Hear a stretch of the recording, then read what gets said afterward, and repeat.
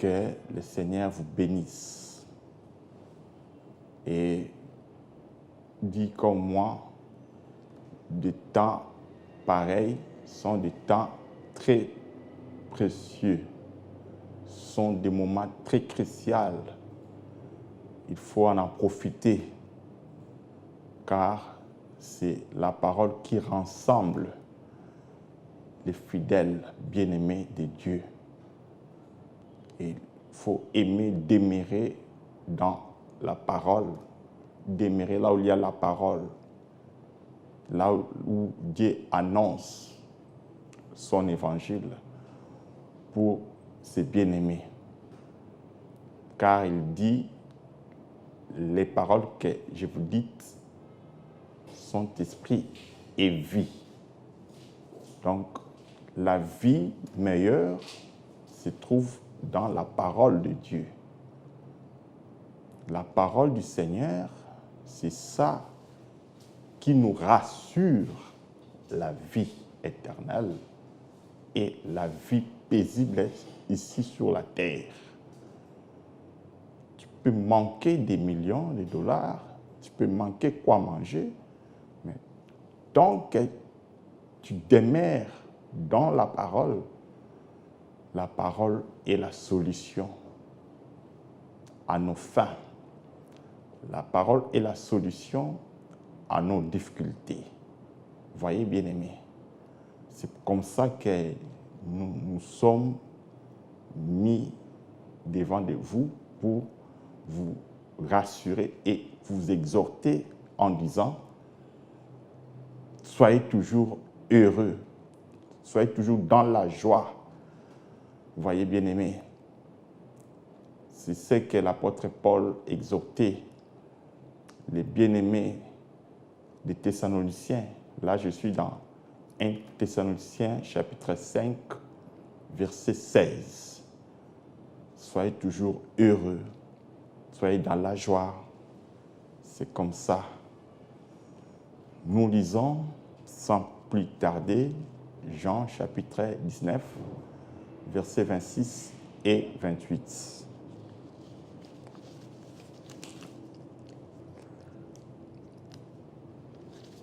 Je lis au nom de Jésus-Christ. Jésus, voyant sa mère et auprès d'elle les disciples qu'il aimait, dit à sa mère, « Femme, voilà ton fils. » Verset 27 de Jean 19.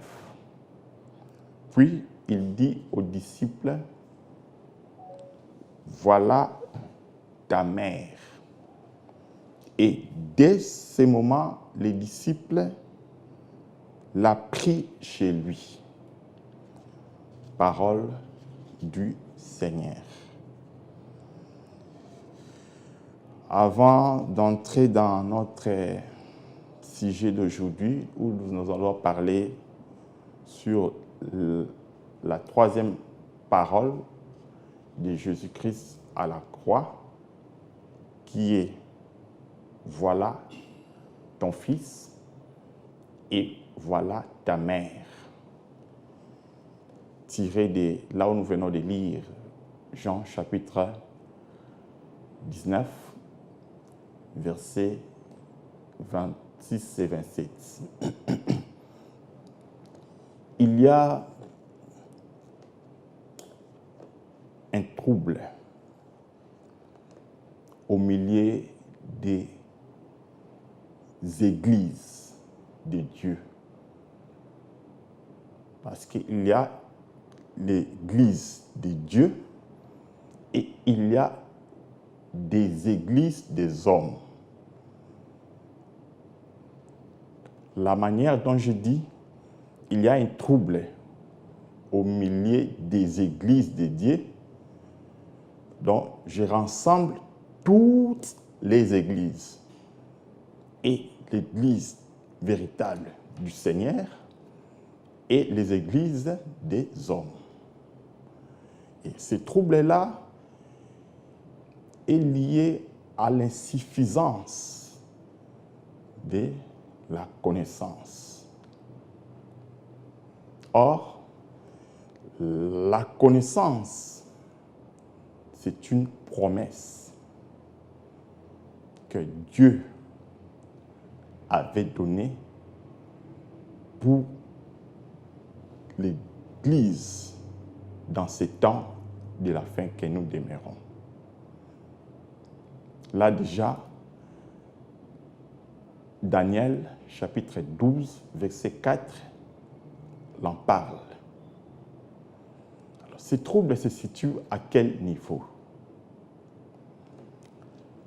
Les apôtres, on a toujours l'habitude de dire, ce sont les apôtres qui nous ont enseigné l'Évangile. Le Seigneur dit dans Jean 17, versets 19 et 20, « Je prie pour les disciples que tu m'as donnés. » Et il continue de dire, « Je ne prie pas seulement pour eux, mais je prie aussi pour ceux qui vont croire en moi par leurs paroles. Tout celui qui n'écoute pas les apôtres, la prière sacerdotale de Jésus-Christ, ça lui ne concerne pas. Il n'est pas membre du royaume. Tout celui qui est membre du royaume écoute l'apostolat. Maintenant, Jésus-Christ a prévenu l'Église dans Matthieu 24 pour dire, je vais lire un ou deux morceaux de Matthieu 24 et vous allez comprendre de quoi il s'agit.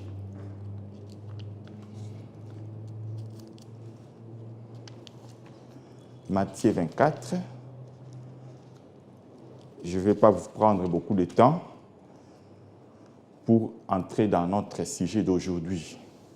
Je suis dans Matthieu 24.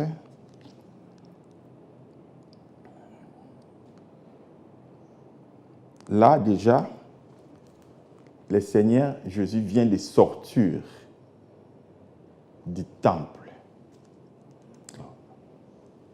En sortant du temple, les disciples ont fait remarquer le Seigneur la beauté du temple. C'était un temple physique. Maintenant, je lis versets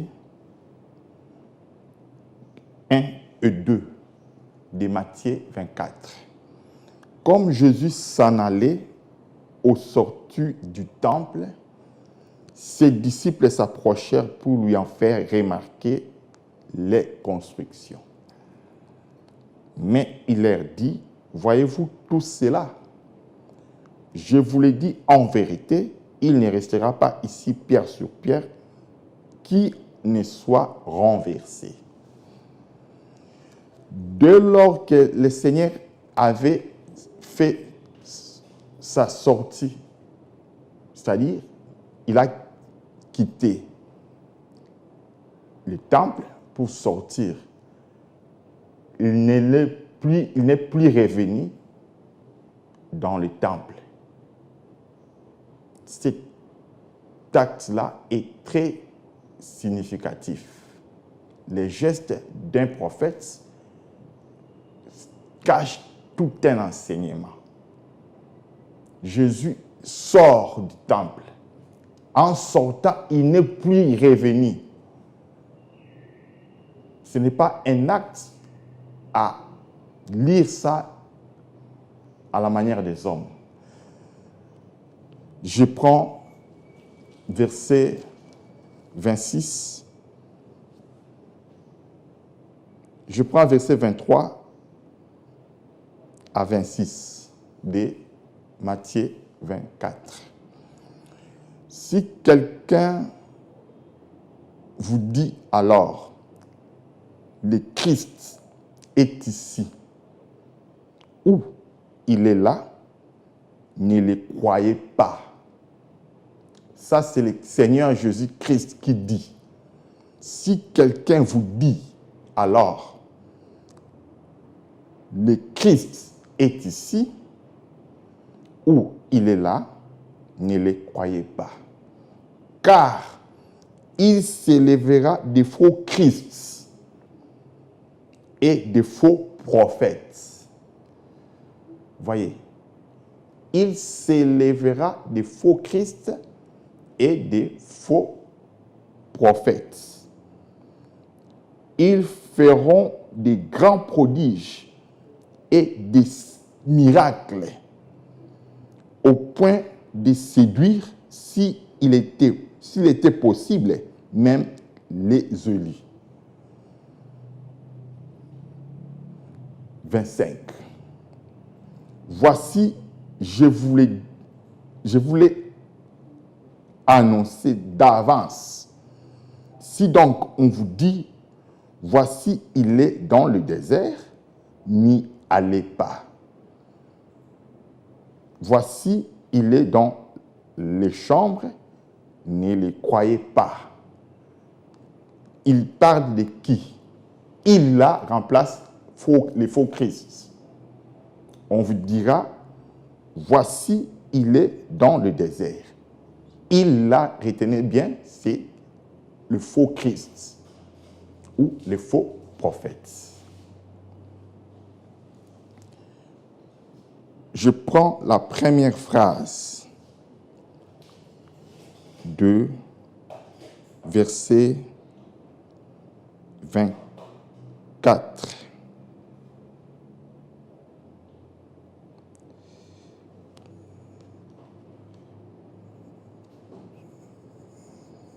Je lis la première phrase de Matthieu 24, verset 24. Car il s'élèvera des faux Christ et des faux prophètes. Je prends Actes des Apôtres, chapitre 20, versets 28 à 30. Je lis ça dans la traduction Darby.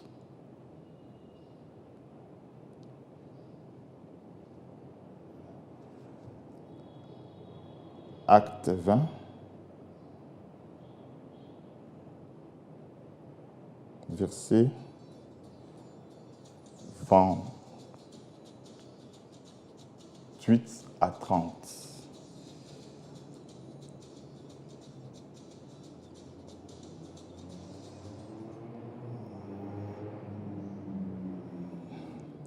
Je suis là, à la tradition Darby.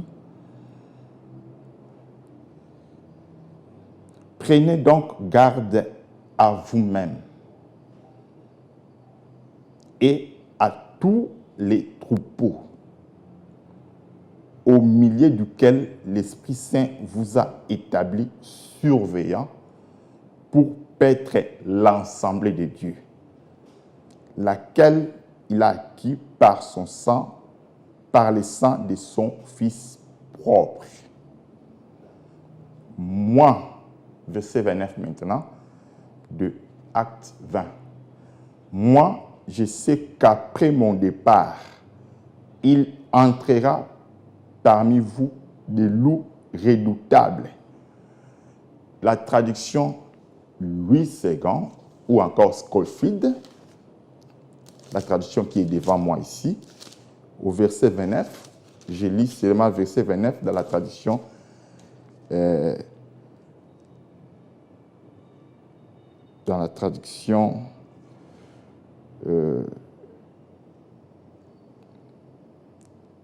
Scofield,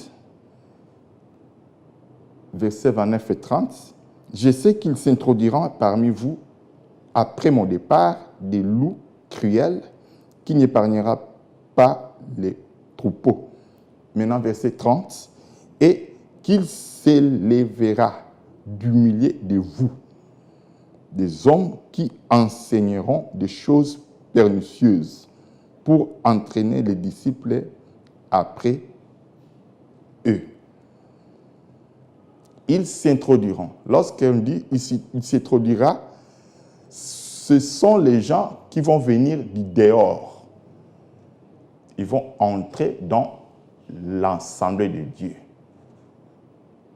Mais l'expression des versets 30, il s'élèvera du milieu de vous. Donc ce sont les gens qui demeurent sur la même assemblée avec nous, mais ils sont des faux frères. Maintenant, il s'élèvera du milieu de vous des hommes qui enseigneront des choses pernicieuses pour entraîner les disciples après eux. Vous voyez? Je termine la lecture dans la traduction Darby et puis nous allons commenter. Verset 29. Mais je sais qu'après mon départ, il entrera parmi vous des loups redoutables. J'ai confronté des traductions.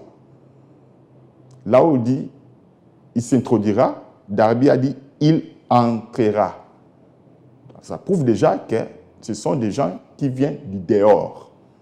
Ils viennent faire leur entrée. Vous voyez, c'est très important aussi parfois de lire plusieurs traductions.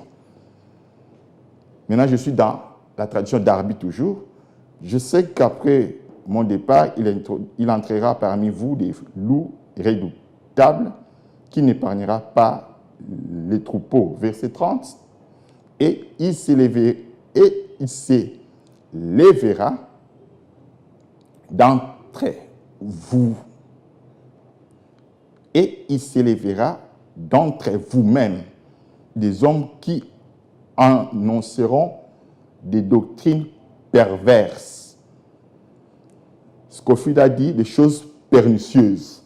Darby a dit des doctrines perverses pour attirer les disciples après eux. Que le Seigneur Jésus-Christ, Dieu, vous bénisse.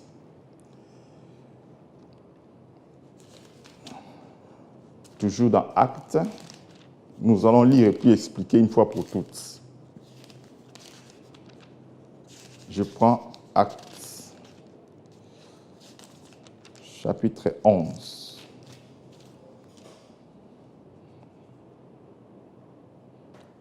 Actes 11, 26. Et ayant trouvé, je commence à partir du verset 25. Barnabas s'est rendu ensuite à Tars pour chercher Saul. Saul, c'est Paul. Hein?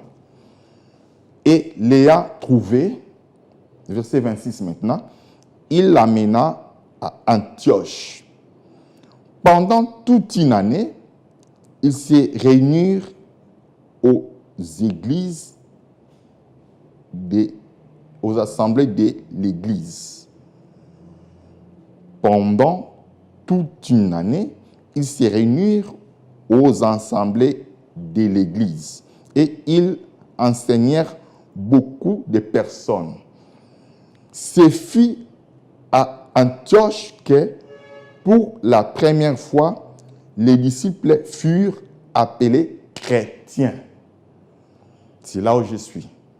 Ce fut à Antioche que, pour la première fois, les disciples furent appelés chrétiens. Donc, cette appellation-là, ça vient des habitants d'Antioche. Autrement, ça vient de païens. Ce sont les païens qui ont appelé les disciples chrétiens. Vous voyez? Donc, lorsque Matthieu nous fait cette remarque, c'est pour nous épargner des faux enseignements. Des faux Christ et des faux prophètes enseignent des doctrines perverses, des enseignements qui écartent les enfants de Dieu sur le bon chemin de la doctrine de Christ. Alors, ces vents-là, ou cette appellation-là, chrétien aujourd'hui, ça crée un grand trouble parmi le peuple du Seigneur. Voyez, par rapport à ça, nous lisons un dernier verset de 1 Pierre chapitre 4.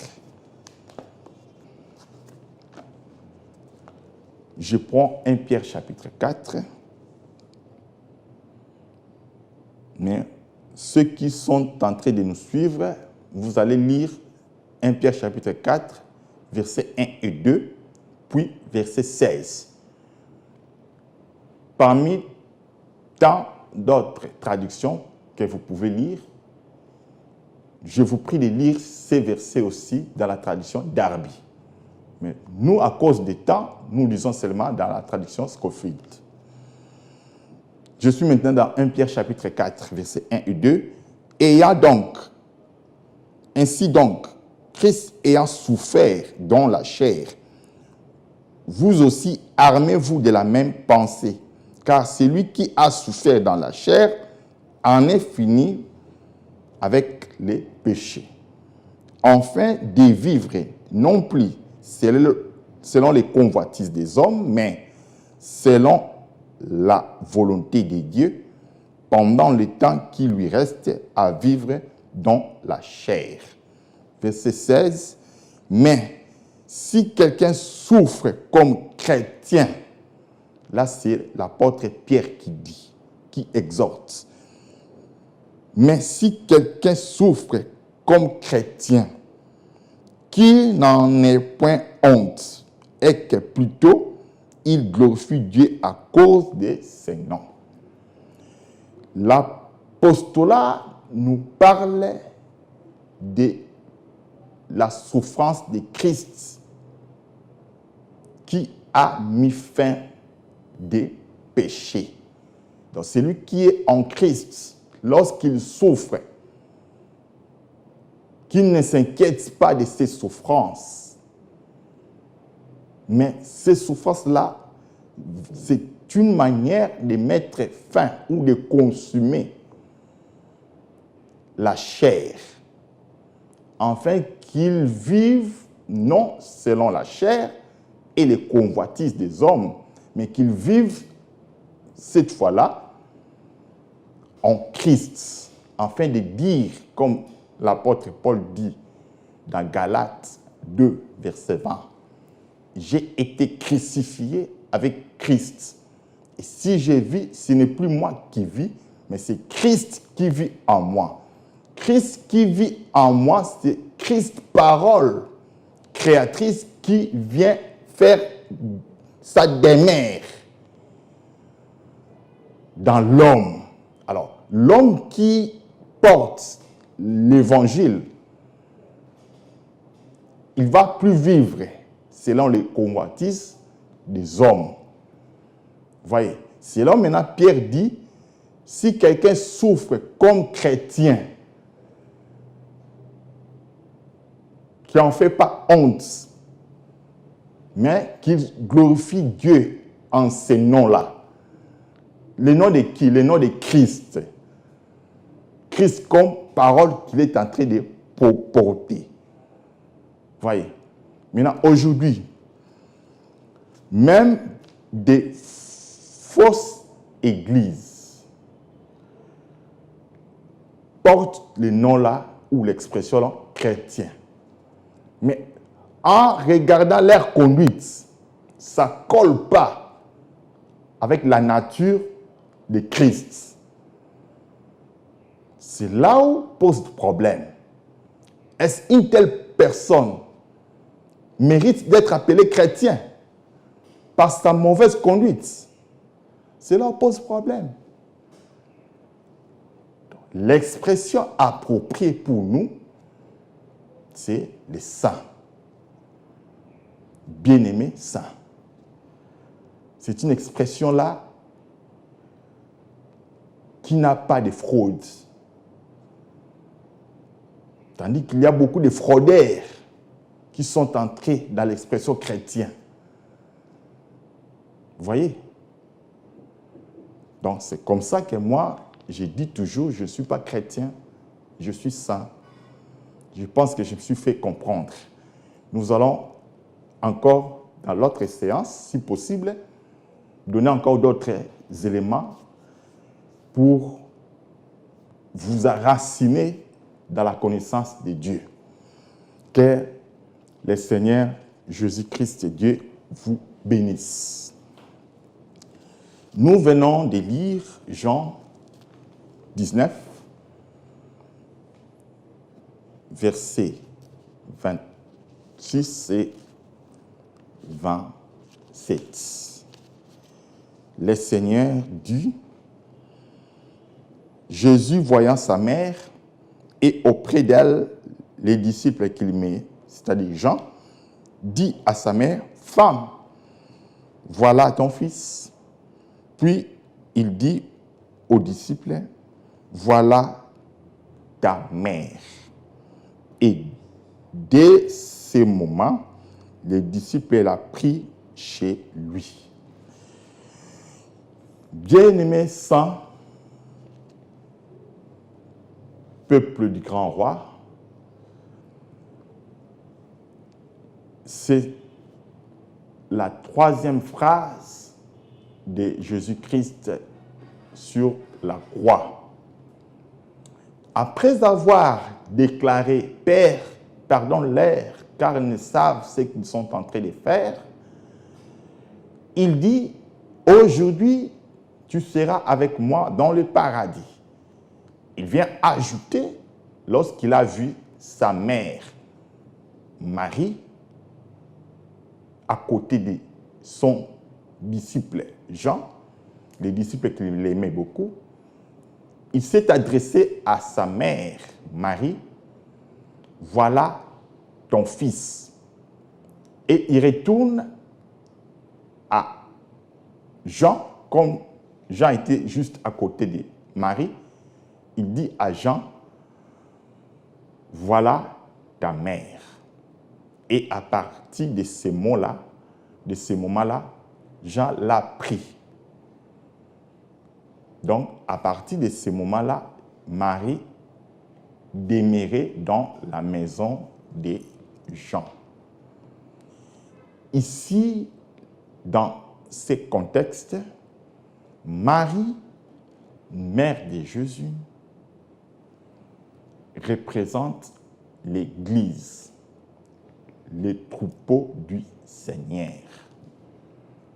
Et Jean, les disciples qu'il aimait beaucoup, c'est-à-dire apôtre Jean, représente les ministères. En marchant, sache que il y a 2 disciples que Jésus avait changé leur nom. Parmi les 12, Jésus avait changé le nom de Jean pour l'appeler Boanerges, qui signifie fils du tonnerre. Et il avait changé aussi le nom de Pierre, qui était Simon. Il l'appela Pierre. En d'autres termes, Céphas.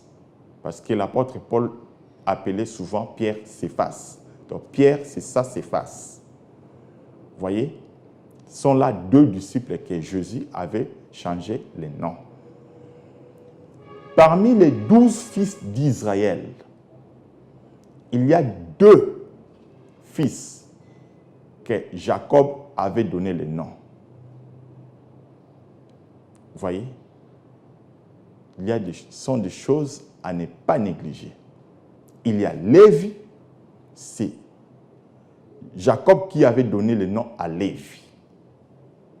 Et il y a Benjamin. C'est Benjamin, c'est Jacob qui avait donné ce nom-là de Benjamin. Donc, ce sont là 2 fils que Jacob avait donné le nom. Et Jésus est venu répéter la même chose les mêmes mouvements en choisissant 12 apôtres, mais il a changé le nom de des apôtres seulement. Vous voyez? C'est très important ce que nous sommes en train de vous dire. Maintenant, Jean a pris soin de berger Marie, mère de Jésus. Marie qui demeure dans la maison de Jean, Marie, mère de Jésus, représente ici l'Église. Et Jean, le disciple que Jésus aimait beaucoup, c'est l'image de l'œuvre ministérielle. L'œuvre du ministère, c'est le ministère qui prend en charge l'Église. C'est pourquoi Jésus a dit, femme, voilà ton fils. Fils, c'est l'enseignement, bien-aimé. Car il est écrit dans Hébreux chapitre 1, versets 1 et 2. Après avoir autrefois, à plusieurs manières et de plusieurs reprises, parlé à nos pères par les prophètes, Dieu, dans ces derniers temps, nous a parlé par les fils.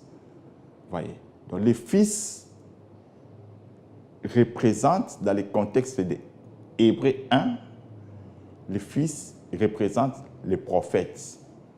Voyez. Donc, ce sont les prophètes qui ont donné la loi d'Israël. Et aujourd'hui, ce sont les ministres qui enseignent le peuple du Seigneur. Vous voyez? Donc, l'expression « voilà ton fils » et « voilà ta mère », c'est entre les ministères et l'Église. C'est pourquoi Jésus a commencé à s'adresser d'abord à Marie. Donc l'Église doit demeurer au pied du ministère. Jésus-Christ a fait ces gestes pour un but.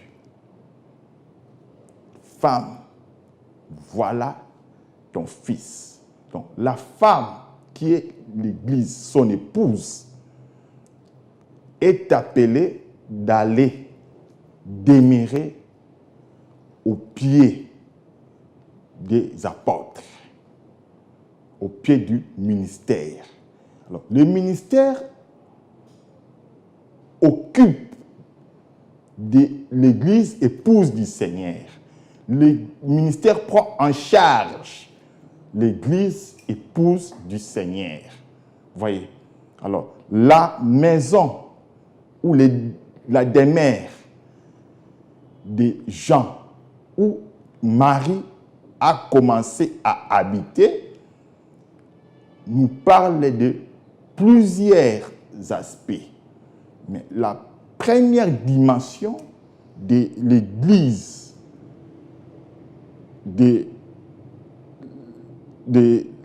c'est juste la dimension dont l'Église est appelée de s'asseoir, de demeurer là où il y a la parole.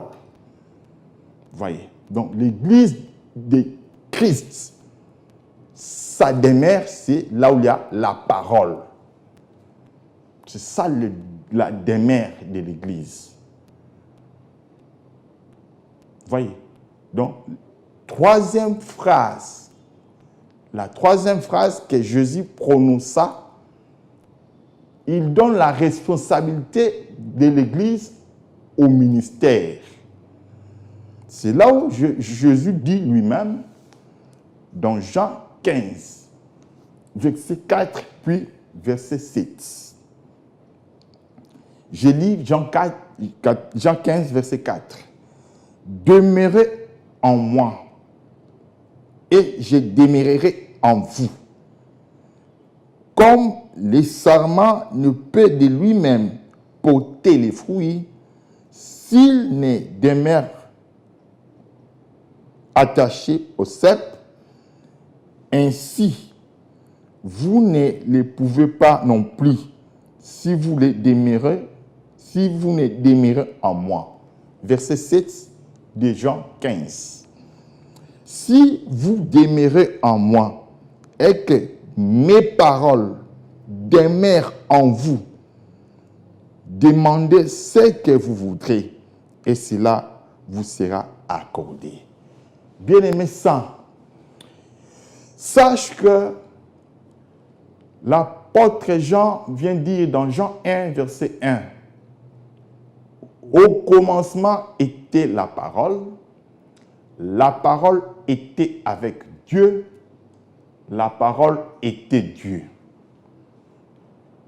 Comprends comme moi, bien-aimé, la parole désigne Dieu. Donc, lorsque Jésus dit, maintenant dans verset 7 de Jean 15, « Si vous demeurez en moi et que mes paroles demeurent à vous », donc les paroles de Christ qui doivent demeurer en nous, c'est l'expression de dire que moi, Dieu, je dois demeurer en vous. Donc, celui qui demeure autour de la parole de Dieu, celui-là est en train de demeurer avec Christ, comme l'exemple qu'il a donné au verset 4. Lui comme le cep, nous comme les sarments. Donc nous sommes attachés à lui. L'Église est attachée à Christ. Christ comme le ministère, tout celui qui s'attache à l'Évangile, celui qui s'attache à l'Évangile doit produire des fruits, de bonnes œuvres. Donc, tout celui qui n'est pas attaché au cep, celui-là, désolé, il ne produira pas de fruits. Voyez, bien aimé, tout celui qui demeure en Christ comme le cep doit produire de bonnes œuvres. De bonnes œuvres là sont des fruits que nous, les saints, nous sommes en train de produire parce que nous sommes attachés à Christ. Voyez, donc c'est comme ça que nous disons, ce verset de Jean 15 nous permet de comprendre que Christ est le véritable cep et les véritables racines qui nous devons tous venir vers lui comme étant la parole véritable pour être attachés à lui. L'Église du Seigneur s'attache au ministère. Donc nous devons toujours demeurer dans la parole de Christ. À l'exemple de Ruth, qui avait eu conseil de Naomi, il avait observé ses conseils. Ruth demeurait toujours au pied de Boaz. Boaz représente l'époux. Et Ruth, qui avait eu la grâce d'être à côté de Boaz, Ruth représente l'Église. Il restait toujours au pied de Boaz, selon le conseil de Naomi. Alors, celui qui conseille l'Église aujourd'hui, c'est le Saint-Esprit au moyen de l'enseignement. Afin que nous restions toujours demeurés au pied des apôtres.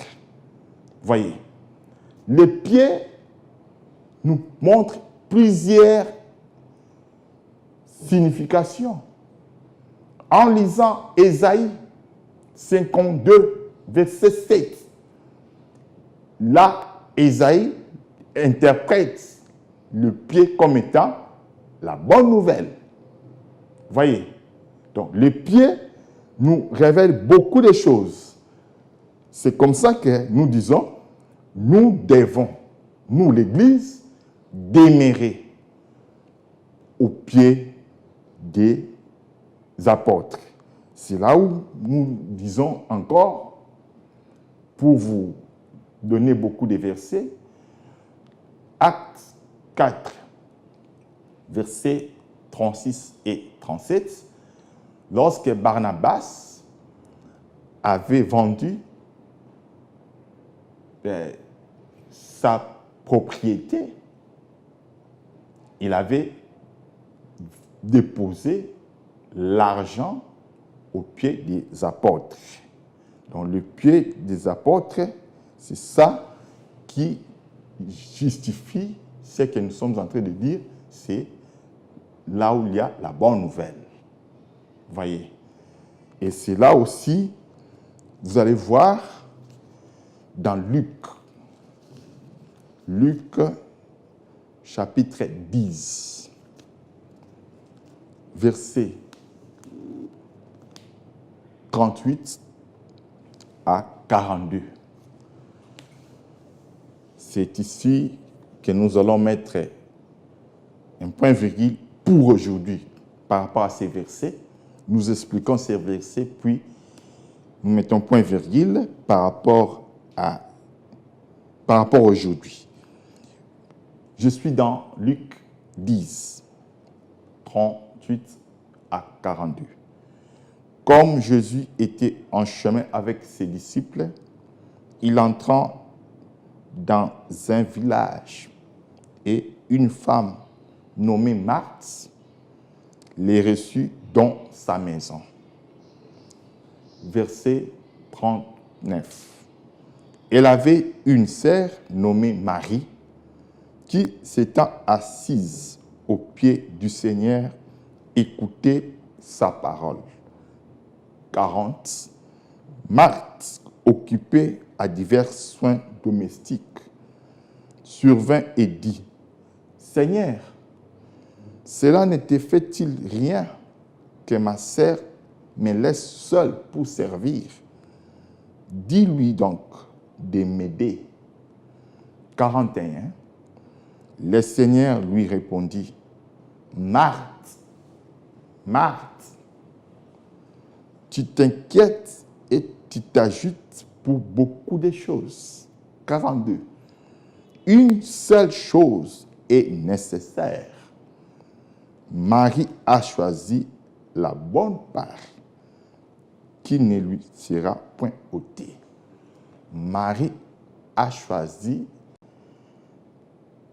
la bonne part qui ne lui sera point ôtée, parce que Marie était au pied de Jésus, écoutait la parole que Jésus était en train de dire. Ici, Jésus est venu dans la maison de Marthe. Marie, la sœur de Marthe, habitait dans sa maison. Vous voyez, Marie, Marthe, Lazare, ils étaient les amis de Jésus. Maintenant, Jésus vient faire son entrée dans la maison de Marthe. Marthe, dans ce contexte de Luc 10, il représente les sacerdoces lévitiques, la maison d'Israël. La maison d'Israël, c'est Marthe, qui s'occupait à manger et à boire. C'est la maison d'Israël, les services, les sacerdoces lévitiques. Vous voyez? le temps nous manque, sinon on allait lire ça dans la traduction d'Arby. Mais laisse-nous expliquer simplement en ces termes. L'arrivée de Jésus dans la maison de Marthe, c'est pour mettre fin dans le contexte où nous sommes en train de s'appuyer. C'est pour mettre fin au service lévitique, là où il y avait à manger et à boire. Maintenant, Marie habitait dans la maison de Marthe.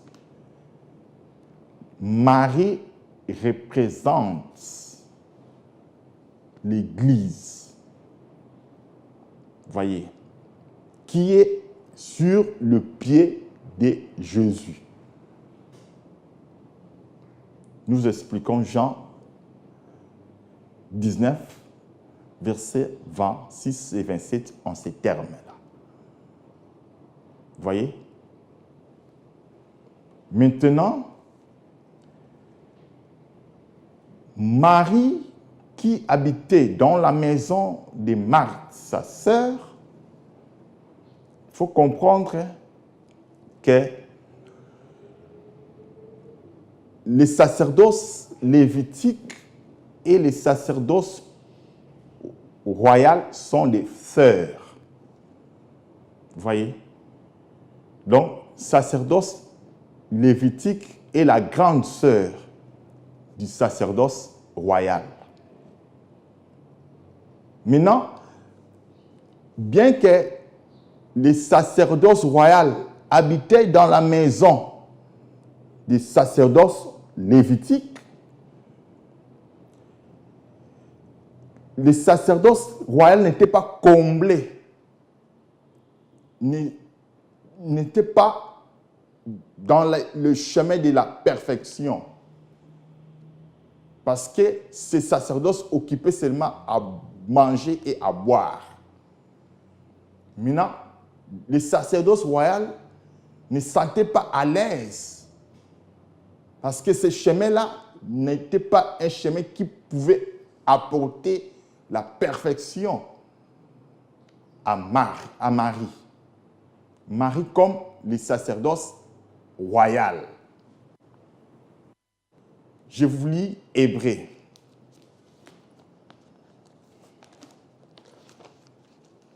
Nous allons retourner dans Luc 10.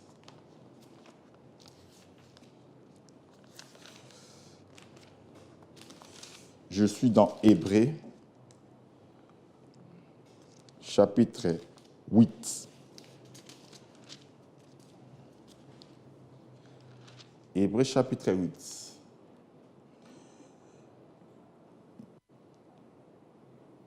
Je commence par les versets 1 à 5. Le point capital de ce qui vient d'être dit, c'est que nous avons eu un tel souverain sacrificateur qui s'est assis à la droite du trône de la majesté divine dans les cieux, comme ministre du sanctuaire et du véritable tabernacle qui a été dressé par le Seigneur et non par un homme. Tout souverain sacrificateur est établi pour présenter les offrandes et les sacrifices.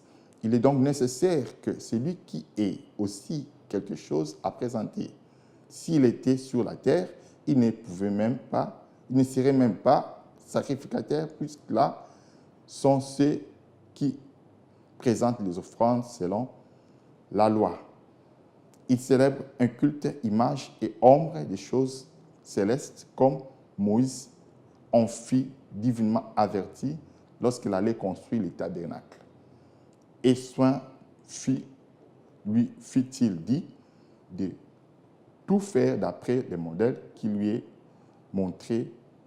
a été montré sur la montagne. Je suis toujours dans Hébreux.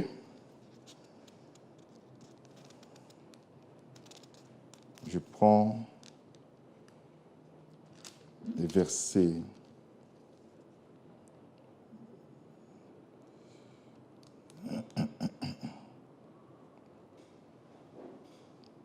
Hébreux 10, verset 1. En effet, la loi qui possédait une ombre des biens à venir et non l'exacte représentation des choses ne peut jamais. C'est ça le verset que je cherchais, bien-aimé. À la place de lire Hébreux 8, nous lisons et nous considérons directement Hébreux 10, verset 1.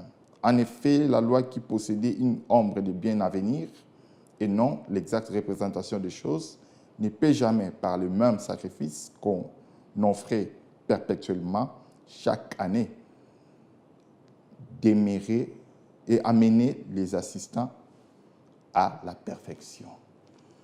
Nous retournons dans Luc 10. Je prends les versets 40. Marthe, occupée à divers soins domestiques. C'est ça le langage des Hébreux où on dit les sacrifices que les sacrificateurs faisaient dans les sacerdoces lévitiques d'offrir perpétuellement chaque année n'amenaient pas des assistants à la perfection. C'est ça l'expression des Marthes qui occupaient toujours des divers soins domestiques. Survint et dit, Seigneur, cela ne te fait-il rien que ma sœur me laisse seule pour servir? Dis-lui donc de m'aider. Or, Marie, comme étant le sacerdoce le royal, il était en train d'aider Marthe comme le sacerdoce lévitique, mais il ne me comprenait pas parce qu'il avait un autre langage. Vous voyez.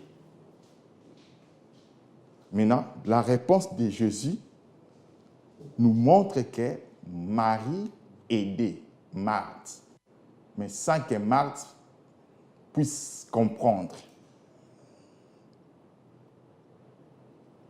Verset 41, le Seigneur lui répondit, Marthe, Marthe, tu t'inquiètes et tu t'agites pour beaucoup de choses. Une seule chose est nécessaire. Marie a choisi la bonne part qui ne lui sera point ôtée. Très chers frères et sœurs bien-aimés saints de Dieu, à la télé, le temps est vraiment limité. Nous allons continuer là où nous sommes limités aujourd'hui pour expliquer Marie, mère de Jésus,